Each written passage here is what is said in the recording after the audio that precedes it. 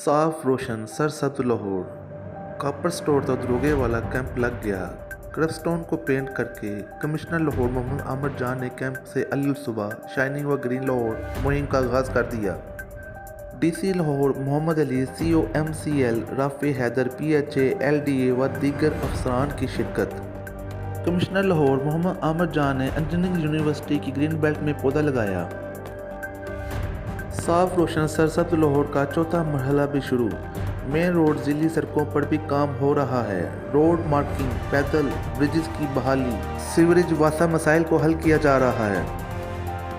आज की मुहिम में PHA के 250 माली शरीक हैं। LWM का बड़ा स्काउट सड़कों पर मसरूफ़ है।